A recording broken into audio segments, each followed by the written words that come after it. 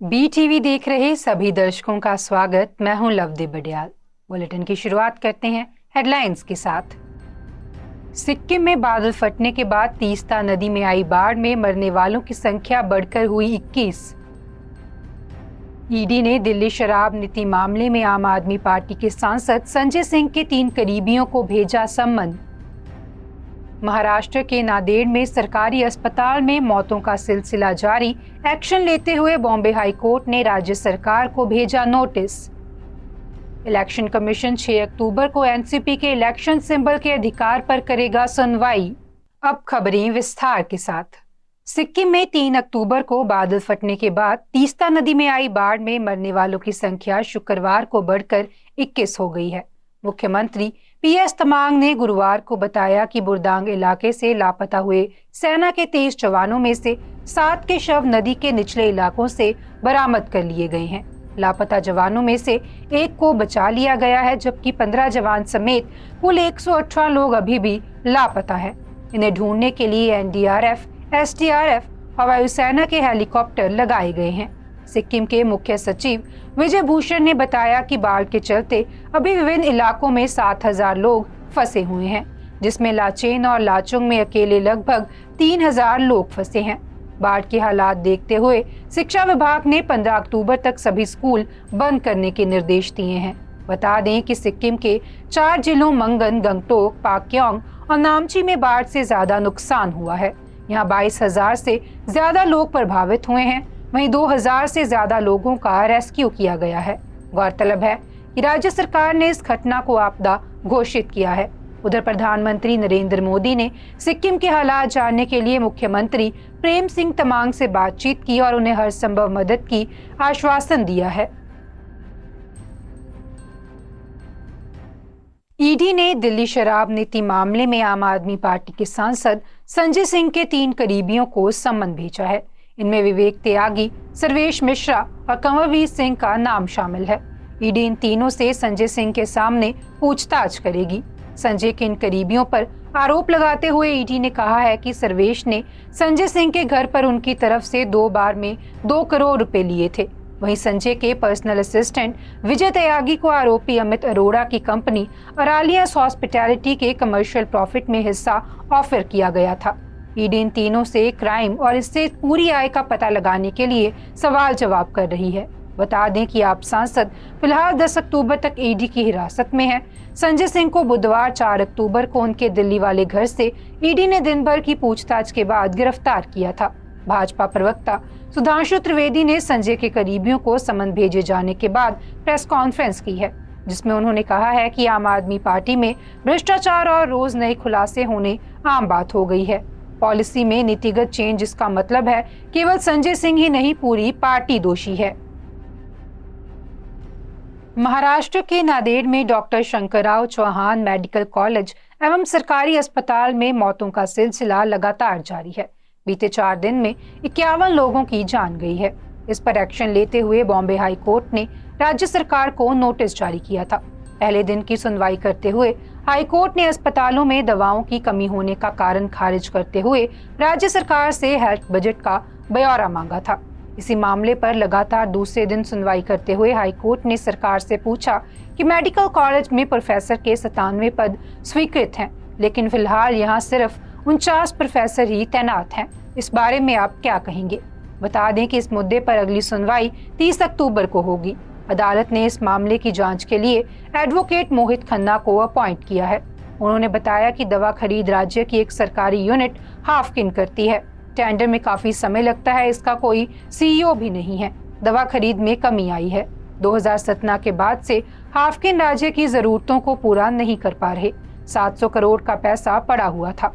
महाराष्ट्र सरकार की तरफ से पेश हुए एडवोकेट जनरल बीरेंद्र शराफ ने बताया कि ज्यादातर मरीजों को आखिरी स्टेज में लाया गया था। सरकारी अस्पतालों पर बहुत दबाव है, साथ ही कर्मचारियों की कमी है, इसलिए इन मौतों का दोषी किसी को नहीं ठहराया जा सकता। सीएम खुद हालात पर नजर बनाए हुए हैं। जरूरी व्यवस्थाएं करने के लिए जिला स्तर पर अधिकारियों को अधिकार दिए गए हैं। सराफ ने ये भी कहा कि महाराष्ट्र सरकार का हेल्थ डिपार्टमेंट वैक्सीन को लेकर काम कर रहा है। इन्हें नवंबर तक भर दिया जाएगा। बता दें कि अस्पताल की बदहाली को लेकर सरकार में ही मतभेद सामने आया है। मुख्यमंत्री एकनाथ शिंदे ने सब ठीक होने का दावा किया है, तो वहीं चिकित्सा शिक्षा मंत्री हसन मुशर्रफ ने स्टाफ की कमी की बात मानी है।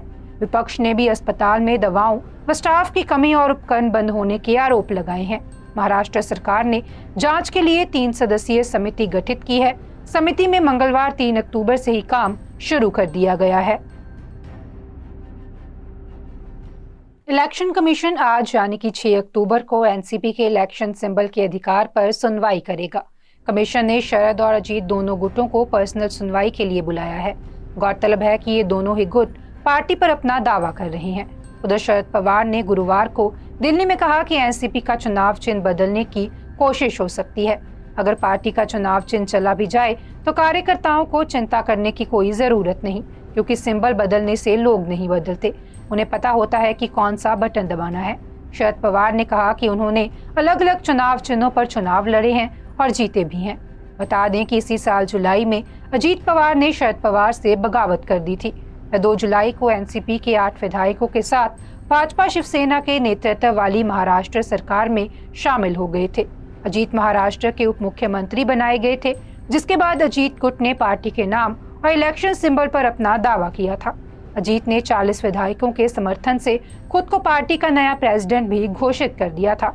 वहीं शरद पवार गुट ने चुनाव आयोग से कहा था कि पार्टी में कोई विवाद नहीं है, सिर्फ कुछ शरारती लोग अपने व्यक्तिगत हितों के लिए पार्टी से अलग हो गए हैं।